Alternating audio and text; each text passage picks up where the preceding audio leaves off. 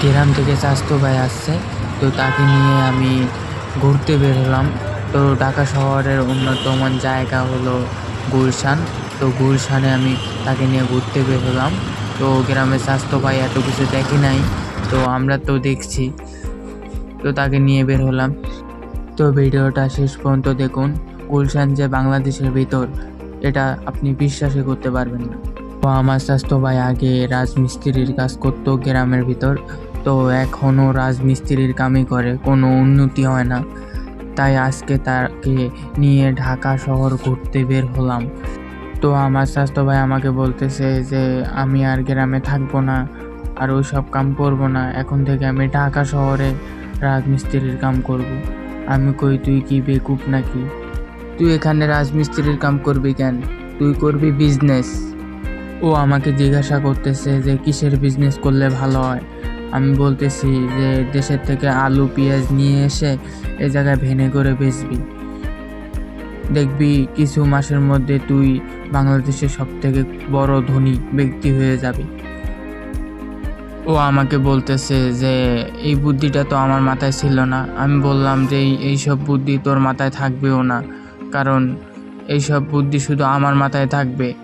এইসব ভয়ানক বুদ্ধির জন্য আমি সেরা। তো ও হাসতেছিল। ও আমাকে বলতেছে যে বিজনেস তো করব, কিন্তু বিজনেসের তো টাকা পয়সা নাই, টাকা পয়সা পাবো কোথায়? আমি বললাম যে লোন তোল, 2 লক্ষ টাকার লোন তুললেই তো হয়। আর পেঁয়াজ আলু বেচতে তো আর লাখ কোটি কোটি টাকা লাগে না। 2 লক্ষ টাকা তোর বাপের থেকে চা দিবে। তো আমাকে বলতেছে যে আমার বাপের সামনে যদি আমি সুইসাইডও করি, তাও 2 লক্ষ টাকা আমাকে দিবে না, কারণ তারা যে আমাকে ভাত দেয় সেটাই অনেক বেশি। কারণ আমার জায়গায় যদি আরেকজনকে খাওয়ায়, তাও সে টাকা দিবে, কারণ আমি তো আর ইনকাম করি না। রাজমিস্ত্রির যা কাম করি সেটা আমার পকেট খরচই লাগে। আমি ওকে বললাম যে বিজনেস করা লাগবে না, তুই দেশে যে ওই কামই কর, কারণ তোকে দিয়ে এইসব হবে না। কারণ আজকাল টাকা ছাড়া গাছের পাতাও লড়ে না। আর তুই তো বিজনেস করতে যাবি, তাও আবার আলু পেঁয়াজের বিজনেস, পচে গেলেই শেষ।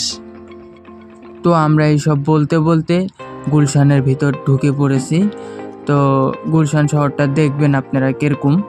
তো এই জায়গায় আসলে মনে হয় না যে এটা বাংলাদেশের ভিতরেই। বাংলাদেশ যে এত উন্নতি করেছে আমরা বুঝতেই পারিনি। অনেক সুন্দর জায়গাটা, একবার ঘুরে যাবেন আপনারা। দেখেন, আমার স্বাস্থ্য ভাই বারবার বলতেছে এত সুন্দর জায়গা আমি জীবনও দেখি নাই।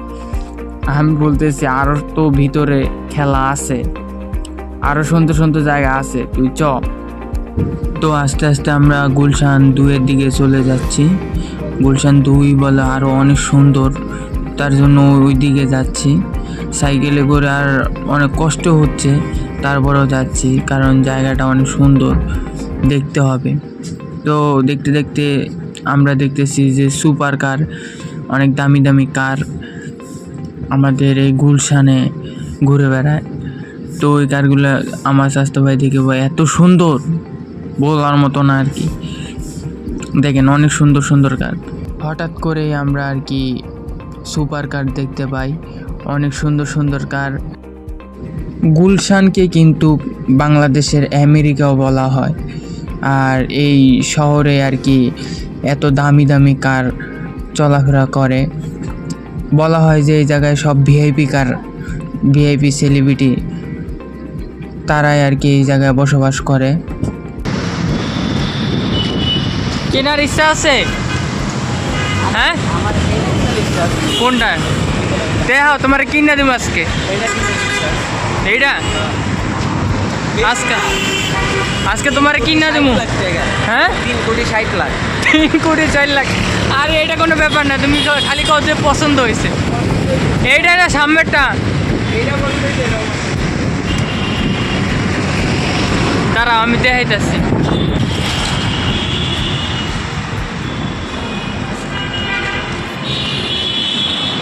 এটা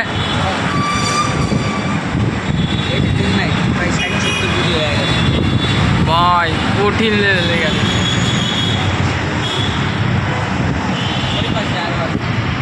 ঠিক আছে। সেই গাড়ি মানে পুরো স্বপ্নে দেখি খালি, বাস্তবে কেনার ইচ্ছা আছে? সত্যি কিনবা? টাকা পয়সা আছে? অবশ্যই টাকা পয়সা না থাকলে কি শোরুমের সামনে ঘুরিয়ে নিয়ে। আচ্ছা, কোনটা কিনবা? তো আমরা তো আর কিনতে পারবো না, তাই একটু ভাবসাব নিয়ে চলে আসলাম। তো চাচতো ভাই সুপার কার কেনার কথা বলছিল। আমি বললাম যে দেশে যতগুলো জমি আছে সবগুলো বেচলেও এরকম একটা কার কেনা সম্ভব না, অসম্ভব। তো আমাকে জিজ্ঞাসা করতেছে যে আমি যদি 10 বছর রাজমিস্ত্রির কাম করি তাহলে তো কিনতে পারবো। আমি বললাম যে সারা জীবন রাজমিস্ত্রির কাম করলেও কিনতে পারবি না। এরকম একটা সুপার কার কিনতে হলে বড় বড় বিজনেসম্যানেরাই কিনতে পারে না, আর তুই তো চুনুপুটি। তো এইসব বলতে বলতে আমরা বাসার দিকে চলে আসলাম। তো ভিডিওটা এই পর্যন্তই। এইসব ভিডিও যদি আপনাদের ভালো লাগে তাহলে নেক্সটে এইসব ভিডিও নিয়েই আমি কন্টেন্ট তৈরি করব।